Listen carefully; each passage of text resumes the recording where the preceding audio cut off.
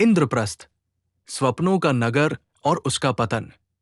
नमस्कार दोस्तों, आज हम बात करेंगे महाभारत की एक ऐसी कहानी की जो न केवल इतिहास है बल्कि एक सीख भी है।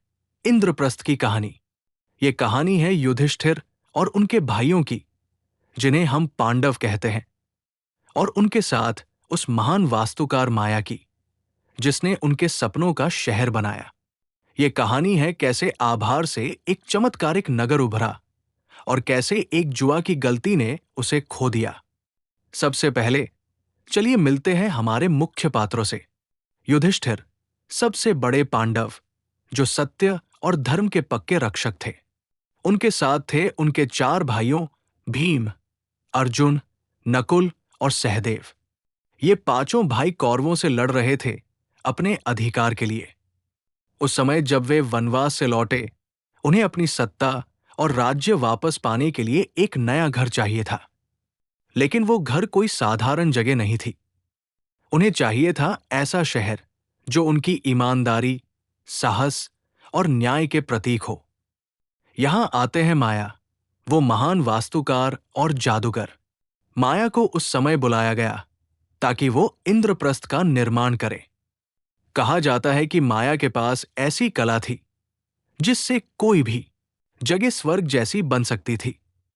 उसने न केवल इंद्रप्रस्थ की दीवारें बनाई, बल्कि वहां के महल, बाजार, बाग बगीचे और नहरें भी इस तरह से बनाई कि लोग देखकर दंग रह जाते थे। उसकी सबसे बड़ी उपलब्धि थी, वो इंद्रप्रस्थ की आत्मा को महसूस कर सकता था। उसने उस शहर को न केवल पत्थर और ईंट से बनाया, बल्कि उसमें पांडवों के गुणों और मूल्यों को भी बसाया। ये शहर था सपनों का नगर। हर गली, हर कोना एक कहानी कहता था। ईमानदारी से बनी संपत्ति, मेहनत से कमाया सम्मान। ये नगर उन सभी के लिए प्रेरणा था जो सही राह पर चलना चाहते थे। लेकिन कहानी में एक मोड़ आता है। युधिष्ठिर, जो हमेशा धर्म और न्याय के मार्ग पर चलने वाले थे, एक दिन कौरवों के जुए में फंस जाते हैं। वो जुआ, जो शुरुआत में सिर्फ एक खेल था, अंततः उनके लिए विनाश का कारण बन जाता है। इंद्रप्रस्थ, जो आभार और मेहनत से बना था, धीरे धीरे उनकी भूल और अभिमान के चलते खो जाता है। यहां हमें एक बड़ी सीख मिलती है। जो कुछ भी हम ईमानदारी और मेहनत से बनाते हैं, वो स्थायी होता है। लेकिन जब हम अपनी उपलब्धियों पर घमंड करने लगते हैं और छोटी छोटी गलतियों को नजरअंदाज करते हैं, तो वो सब कुछ टूट सकता है। युधिष्ठिर की जुए की गलती दिखाती है कि कैसे एक पल की कमजोरी पूरे सपने को बर्बाद कर सकती है। दोस्तों, इंद्रप्रस्थ की कहानी सिर्फ एक नगर की नहीं है, बल्कि ये हमारे जीवन की कहानी भी है। हम जब भी कुछ नया बनाते हैं, चाहे वो ज्ञान हो, रिश्ते हो या काम, तो उसे ईमानदारी और सम्मान के साथ बनाना चाहिए।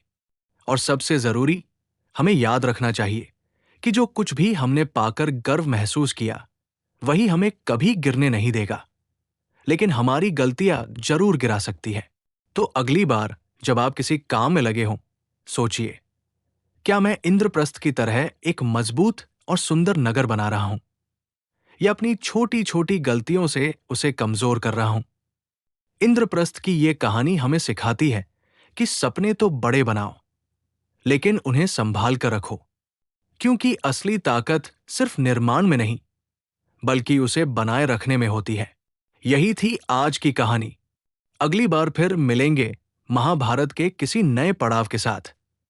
तब तक खुश रहिए, सीखते रहिए और अपने सपनों की इंद्रप्रस्थ खुद बनाइए। धन्यवाद।